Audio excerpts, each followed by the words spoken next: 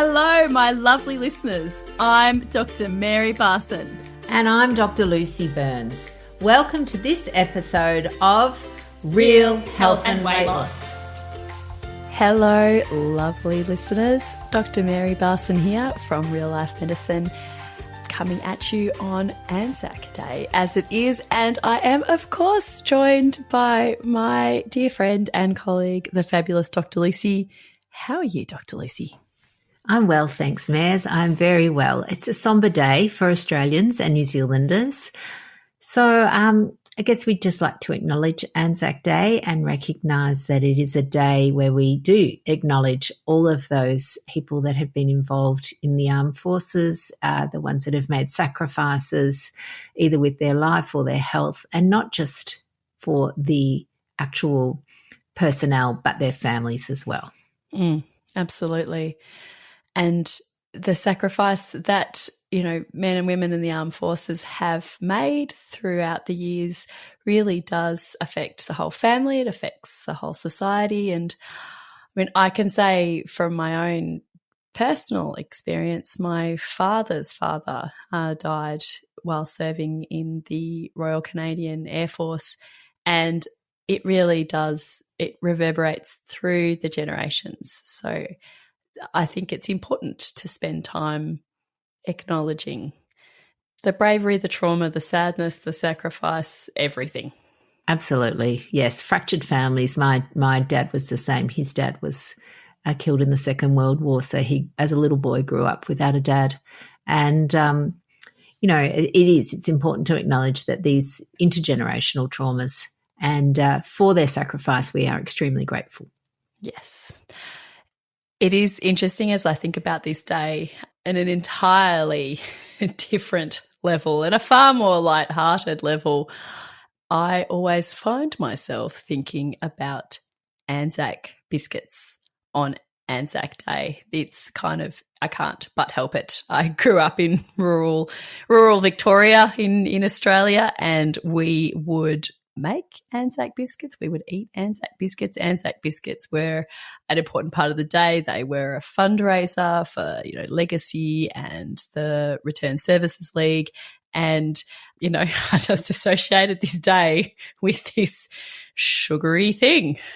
Absolutely. So I thought it's a great time to be talking about Anzac biscuits and their evolution, because Anzac biscuits actually, you know, commenced really right back in the First World War. So in the early 1900s, 1915, 1916 was their original birth, the birth of the Anzac biscuit. And it is the Anzac biscuit of yesteryear is quite different to the Anzac biscuit that is commercially available these days. And I thought we'd just chat a bit about that.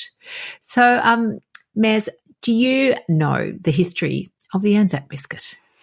I do. I paid attention in primary school, Lucy. I completely know the background history of the Anzac biscuit. Oh, look, I'm going to take a tiny step back and just say, just explain what Anzac is to people who aren't from Australia or New Zealand. Yeah, it stands for the Australia-New Zealand Army Corps, and it's in the First World War, the Australians and New Zealanders fought together.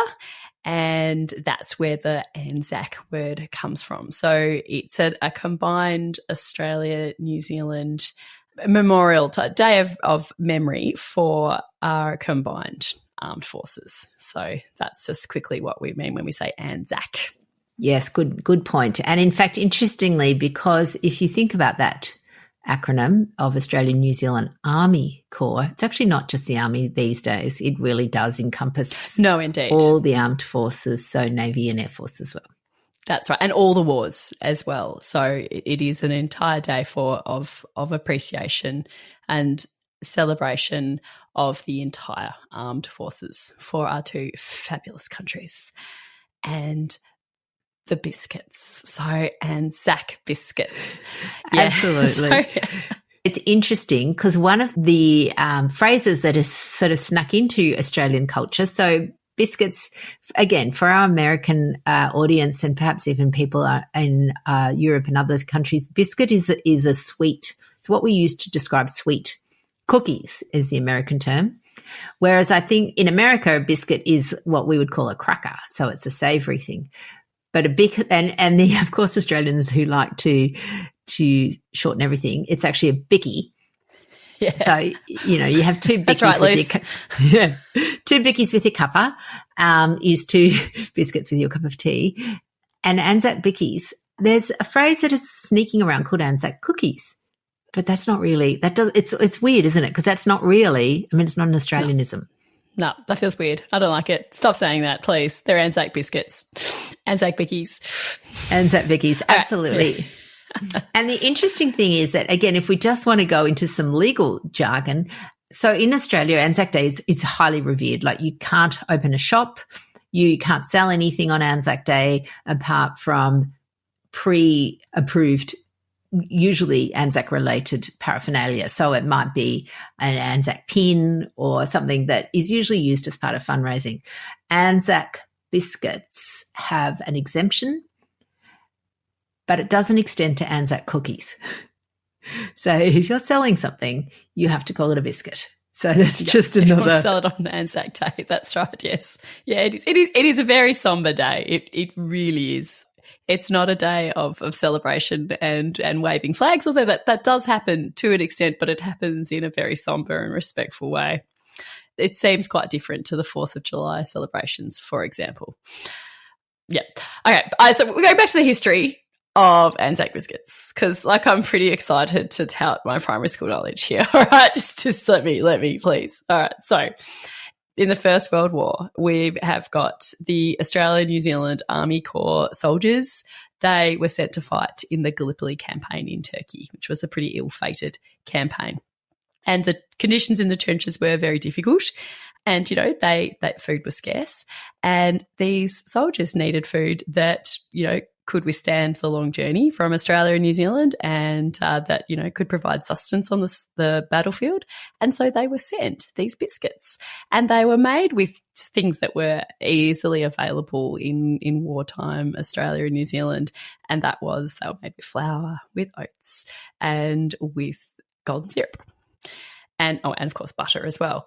But a bit of baking soda and boiling water. And it is a tradition that has been carried on, certainly in rural primary schools in Victoria, at least. And we, very carefully, using the boiled water, made Anzac biscuits every Anzac Day and would use them as fundraisers. So that's what they're made out of, and that's the sort of the history behind them. And they're baked until they go really, really hard, really, really dry, and then they're basically they're going to be around forever. The Anzac biscuits and the cockroaches are going to be around long after we've gone. Yes, indeed. Now, the interesting thing, of course, is the commercialisation of the Anzac biscuit by food companies. And you will find that they are vastly different to the original Anzac biscuit. And I've just looked up a couple of screenshots from a couple of food companies that make Anzac biscuits. And, they start with flour, which is similar, which is the same. They have sugar, oats, desiccated coconut. And that's about where the similarities stop, because then there is a list of vegetable oil, which we all know equals seed oils.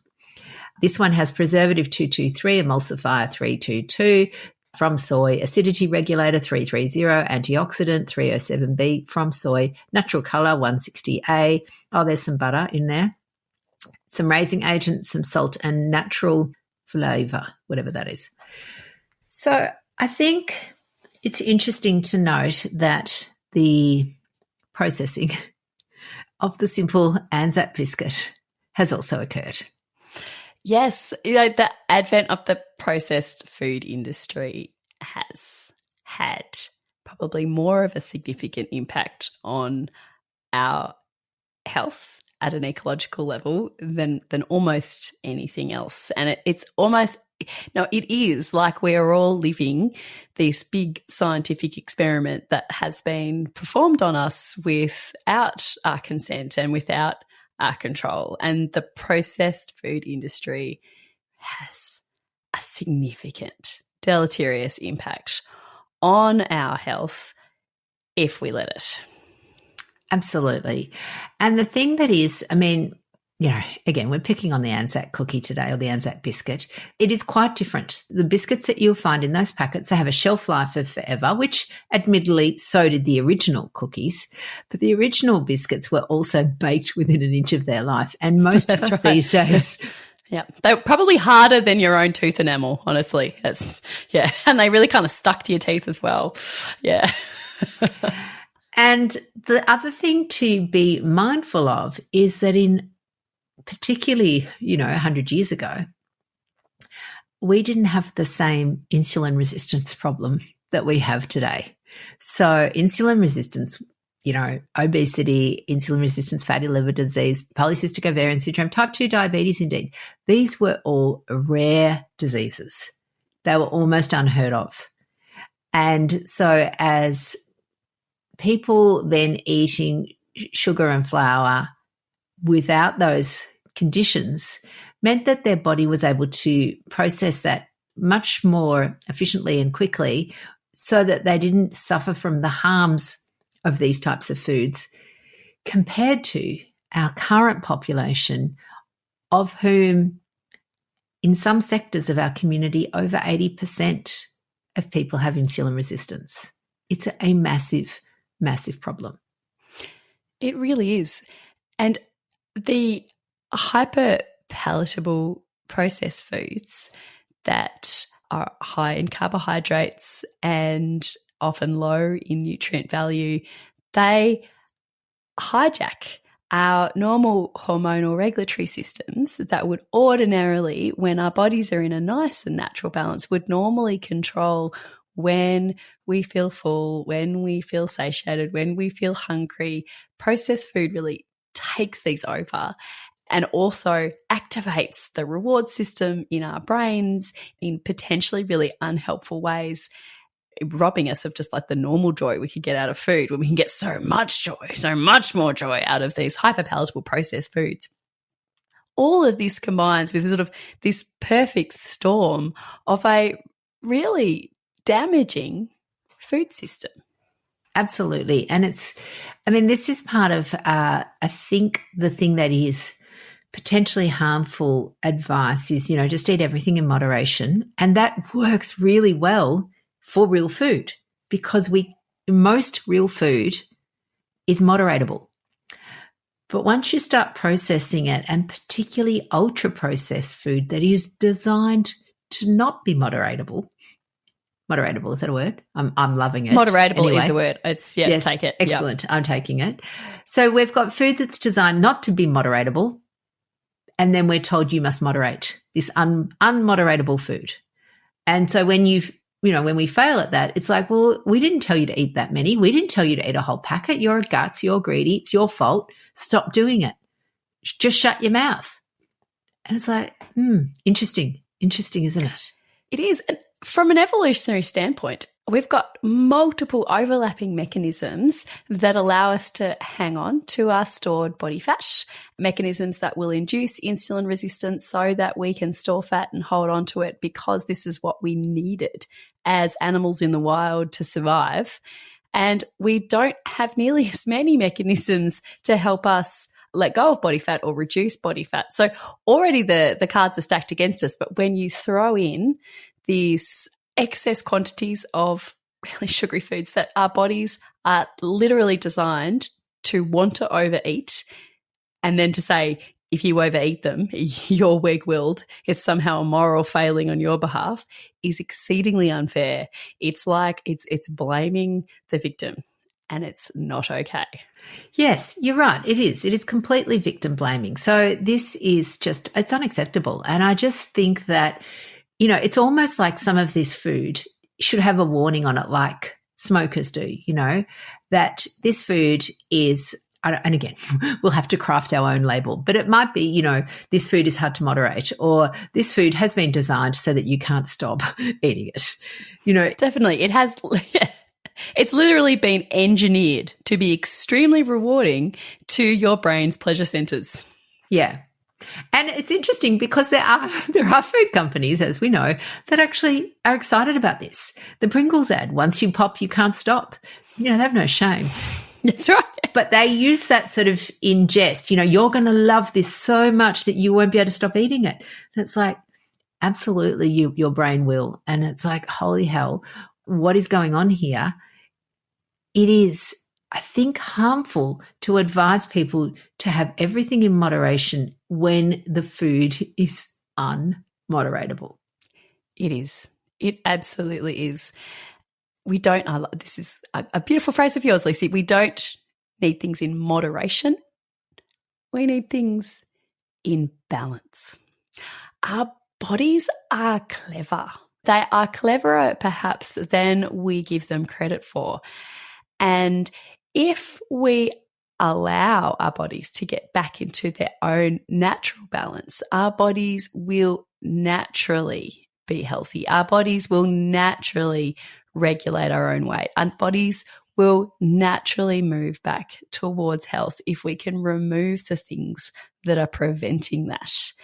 And a big block that is preventing us from being in balance is these highly processed, hyperpalatable foods created by food scientists in laboratories to be so rewarding and unregulatable. Absolutely.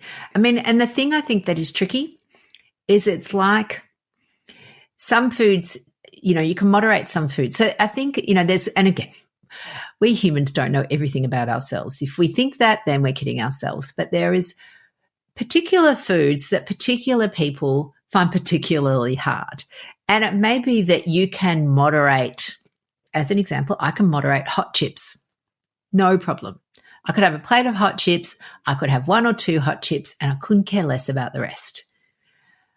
I cannot do that with other foods. And you mentioned, Mares, brownies. Brownies for you. Let's talk about brownies. Offline, we were talking about brownies. Yeah. Yeah, absolutely. And for me, one of the things that I find very difficult to moderate are those ginormous choc chip cookies that come from like Mrs. Fields. Same thing. There is something about them that has the perfect salt, sweet, and fat ratio. So sugar, salt, fat carbs, all of that together, that just is my brain's bliss point. Other people might think I couldn't care less about those, but I can't regulate chocolate croissants, or I couldn't care less about chocolate croissants, but I can't regulate hot, warm bread, or whatever it is. For me, it's ice cream. Can't regulate ice cream. Yep.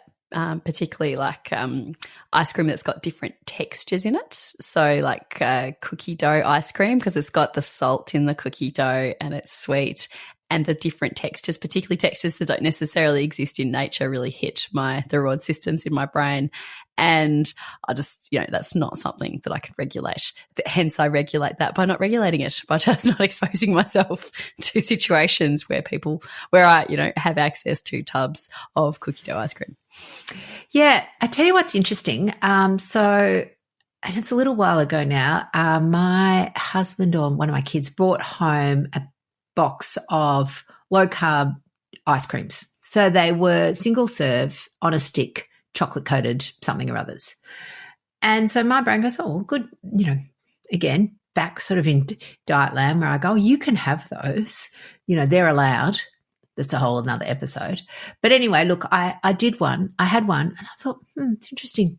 I'm not getting the thing that I would normally get from ice cream, the hit, the something.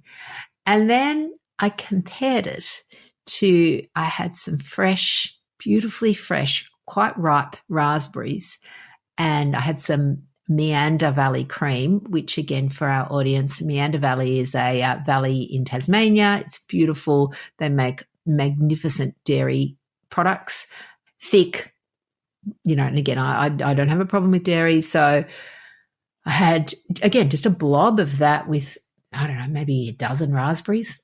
So like a little dance on my tongue.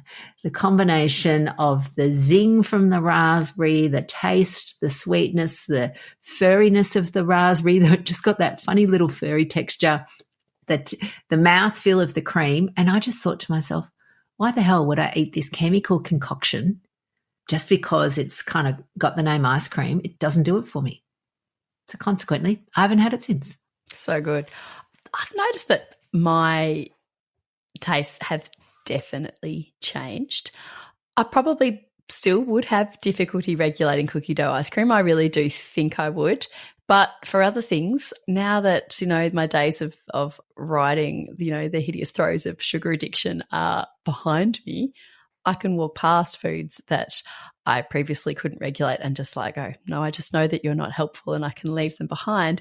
And when occasionally I do have something a bit sweet, I don't like it. Super sweet foods actually aren't particularly nice to me. And this happens sometimes, if I'm maybe baking with my daughter and you lick the spoon or something. Yeah. Lick the spoon. Yeah, that's right. And we do low carb baking most of the time, not all the time, but most of the time. And even then I don't it just tastes too sweet to me, even when it's low carb with reasonably okay alternate sweeteners. Oh, absolutely. And in fact, this happens in my house all the time. I make something for the family and I think, I'll put some sweetener in it. And I think, oh my God, that's so sweet. And I give it to them. They go, oh my God, Mum, it's disgusting. Wait, it needs more sugar or it needs more sweetener in it. That's right. I go, oh. That's right. Yeah, that's what's happening with our brownies in the fridge right now. I made these with Lakanto, a monk fruit sweetener, and I made it to the point where it was just so sweet I can't handle it. And my daughter's like, it's not very yummy, Mummy. Yeah, I know.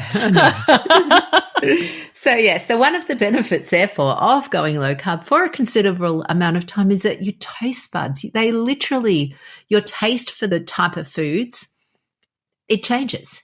Your palate changes because you can now start to taste things that you couldn't before because your whole mouth, tongue, taste buds, all of that system was just, as you would use the word, hijacked by processed food. That's it. And that processed food robs your joy of real food. And when you just get away from the processed food and you divorce yourself from this, say, I'm not going to subject myself to this hideous, global experiment, and you eat real food, it's delicious. Absolutely. Absolutely. All right, gorgeous ones. Well, on this day, again, thanking our members of the armed services for all their sacrifices. And we wish you all a wonderful day, wonderful week ahead, and we will catch up with you next week. Bye for now. Bye, guys.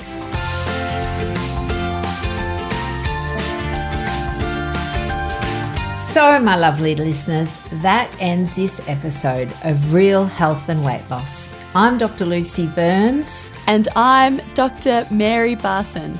We're from Real Life Medicine. To contact us, please visit rlmedicine.com. And until next time, thanks for listening.